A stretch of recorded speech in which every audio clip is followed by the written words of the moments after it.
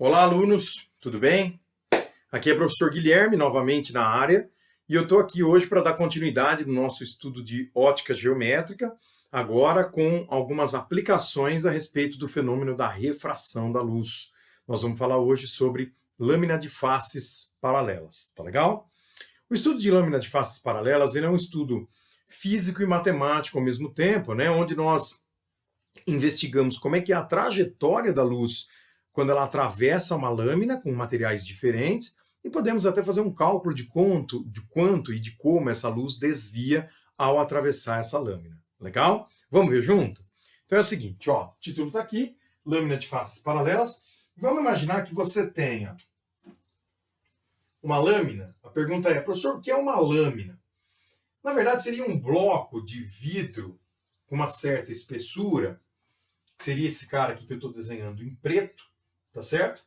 Para que essa espessura seja significativa com relação ao desvio da luz, ela tem que ser um pouco acentuada, porque senão o desvio é muito pequenininho e aí a gente não consegue nem notar esse desvio, né? Então, dessa maneira, eu vou imaginar aqui que eu tenho um bloco, que a espessura desse bloco seja essa aqui, que eu vou chamar de Ezinho, tá legal? E vou imaginar, então, esse bloco aqui, supostamente um bloco de vidro, resina ou algum outro material que tenha um índice de refração maior do que o índice de refração do ar, tá certo? Então, ele vai ser um material mais refringente e o ar seria menos refringente. Então, eu vou imaginar que a luz esteja se propagando aqui no ar. E vamos supor que esse raio de luz aqui, ó, vamos pegar essa direção, tá? Então essa aqui seria a direção de propagação da luz se a lâmina não existisse. Então vamos fazer essa direção em pontilhado aqui, ó, porque a direção de propagação da luz vai mudar pela presença da lâmina na trajetória da luz, tá bom? Então a luz está vindo aqui, ó, e a hora que esse raio incide nessa parte superior, eu traço uma reta normal. Então eu venho com uma normal aqui, ó, nesse ponto, tá bom? Então, primeira coisa, vamos traçar uma reta normal. E aí, como você tem um raio de luz que está vindo do meio menos refringente, que seria o ar, e indo para o meio mais refringente, que é a lâmina, lembra? Do menos para o mais, aproxima da normal, aproximais, né? Então o raio de luz ele chega próximo da normal. Então vamos supor que essa aproximação seja essa aqui, ó.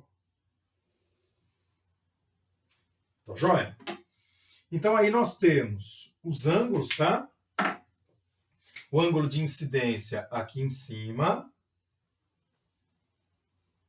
que vai ser esse ângulo I, que é o ângulo com que a luz chega na lâmina, né? Ângulo de incidência, tá joia? E esse aqui embaixo, que vai ser o nosso ângulo de refração, que é esse ângulo R aqui, ó. Tá joia? Ângulo R, tá? Bom, o raio de luz, nós estamos imaginando que essa lâmina é uma lâmina que tem um material homogêneo, né? Esse material, então ele tem o mesmo comportamento aqui ao longo de toda a lâmina, então por isso que o raio dentro da lâmina ele permanece em linha reta. Só que a hora que ele pega na face de baixo, nós vamos imaginar que ele volta para o mesmo meio, ou seja, ele volta para o ar. Então ele volta para um meio menos refringente. Então aqui embaixo vai acontecer uma nova refração da luz. Então eu vou traçar uma normal aqui.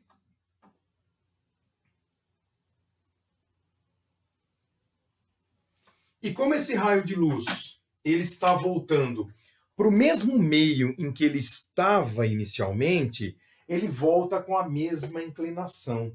Ou seja, ele volta paralelo a esta direção aqui, ó.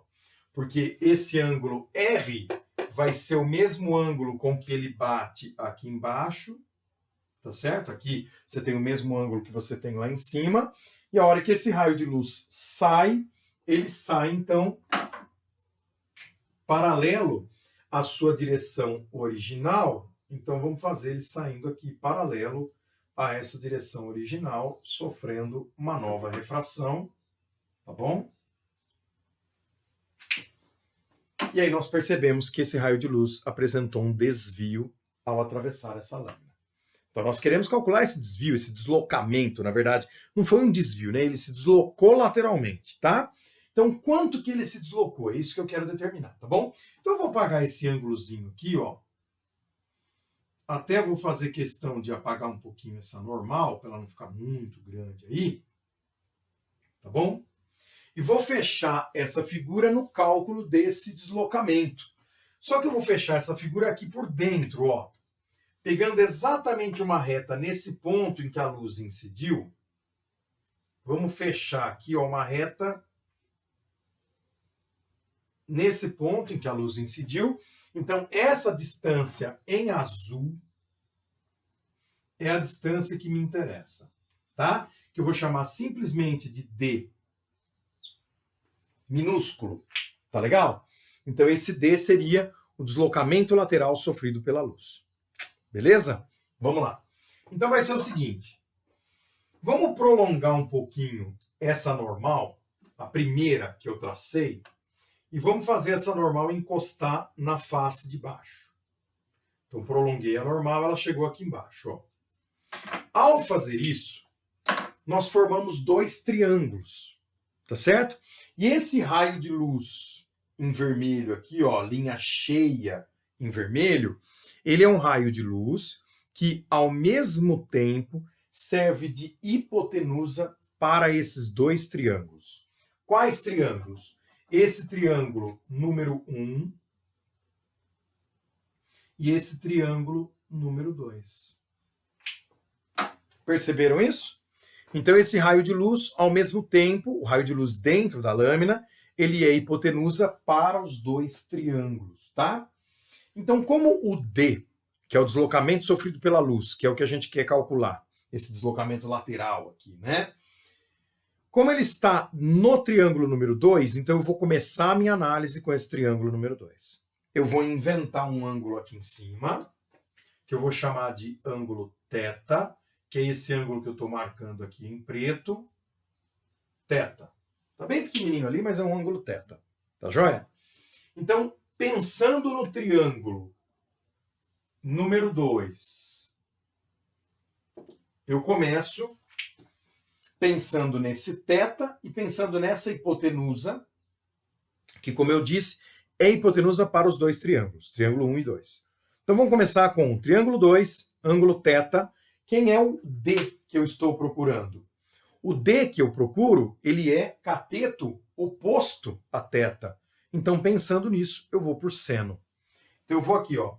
O seno de θ, ele vai ser o cateto oposto sobre aquela hipotenusa, que seria o comprimento do raio de luz.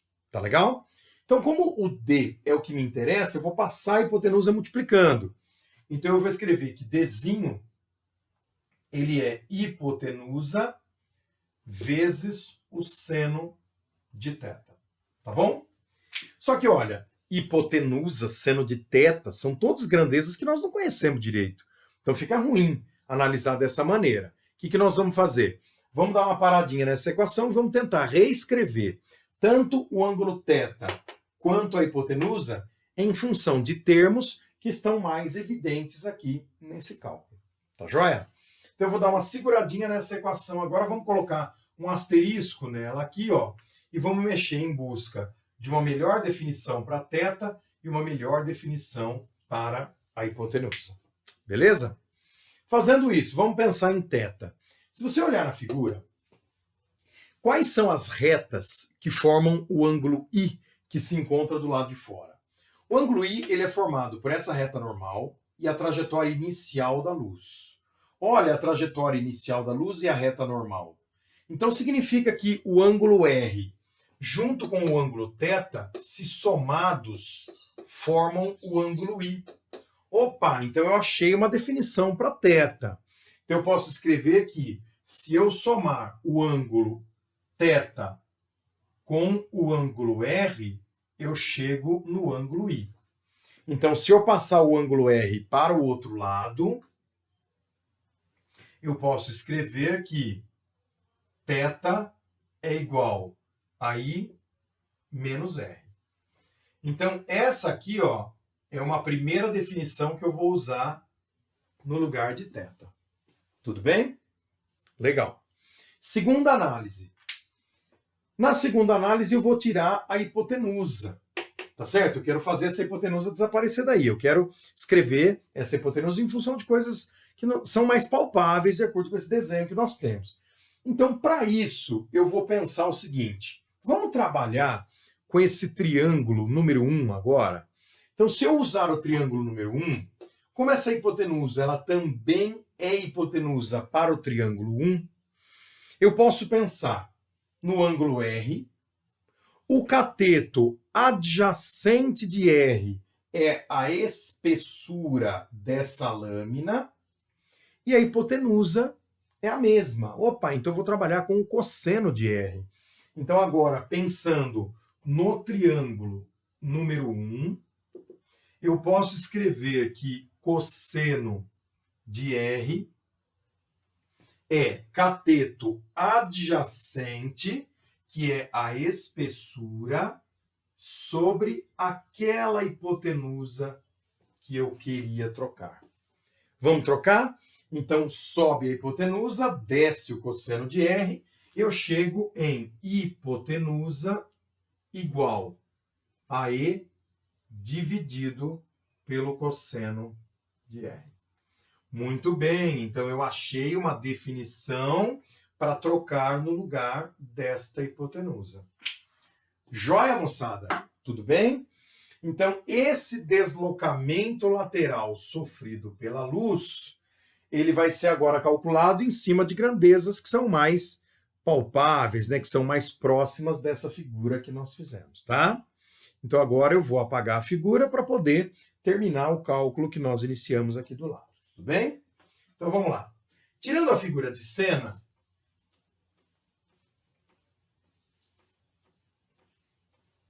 tomar cuidado para não apagar o cálculo que nós fizemos aqui. Então, tirando essa figura de seno, eu volto, então, nesta equação, que eu chamei de equação asterisco, em que essa equação é Dzinho igual a hipotenusa vezes o seno de θ. Então, vamos trocar os dois caras que a gente trabalhou até agora para descobrir. Então, o Dzinho vai ser, no lugar da hipotenusa, eu vou escrever E sobre o cosseno de R, e aí entra o seno de θ, só que θ é I menos R. Tá joia? Então, eu só dou uma ajeitadinha aqui na expressão para ela ficar um pouquinho mais bonitinha, né? Então, ela fica assim, ó. Esse D já é o formato final, deslocamento lateral, ele vai ser seno de I menos R dividido pelo cosseno de R multiplicado por E.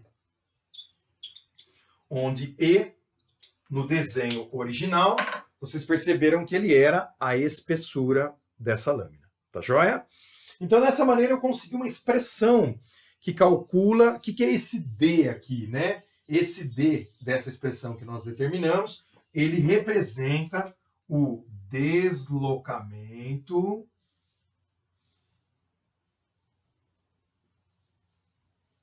lateral sofrido pela luz. Tá joia?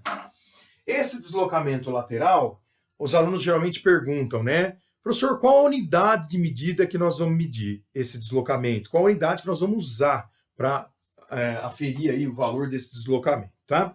Moçada, o deslocamento vai depender da unidade da espessura que você estiver trabalhando. Porque a razão seno sobre cosseno, ela é adimensional. Então, a unidade que você utilizar na espessura é a mesma que sai no deslocamento. Então, veja, se eu usar a espessura em metros, deslocamento em metro. Porém, espessura em metros, como nós estamos falando de uma placa de vidro, é muito melhor trabalhar em centímetros, ou às vezes até mesmo em milímetros. tá? Aqui a mesma coisa. Eu vou usar centímetros ou até mesmo milímetros, dependendo da questão. Tá joia? Então, a unidade que aparecer na espessura vai ser a mesma unidade que você vai usar para medir o deslocamento lateral da luz. Legal, turma?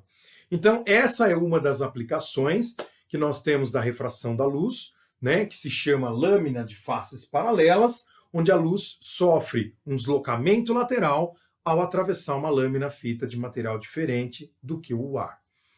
Observações que nós temos que tomar bastante cuidado com relação a esse estudo.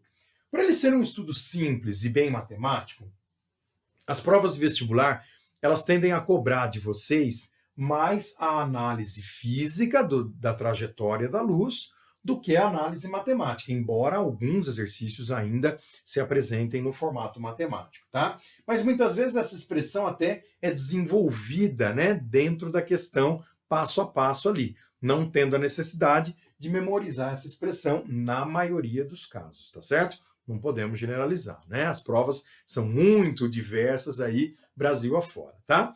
Entretanto, um detalhe que eu chamo a atenção de vocês é: tomem cuidado se a lâmina não vai dividir dois meios materiais diferentes.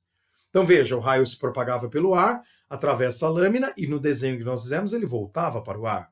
Agora, se ele estava no ar, atravessa a lâmina e volta para um terceiro meio diferente, então aí ele já não é mais paralelo à sua direção inicial de propagação, e aí então esse cálculo deixa de ser válido. Esse é o cuidado que você, estudante, deve ter na hora que você estiver analisando lâmina de faces paralelas, para não generalizar esse cálculo e usar ele de maneira, né, indefinida para todas as situações. Não é assim que ele funciona, tá? Vejam que ele foi concebido, ele foi estruturado, né, pensando que os meios inicial e final eram iguais, e aí então essa expressão é válida. Beleza? Moçada, muito obrigado pela atenção de vocês, um abraço, bons estudos para todos e continuem firmes aí, né? Nós estamos juntos, distante, porém juntos no estudo aí, tá bom? Valeu, galera. Abraço.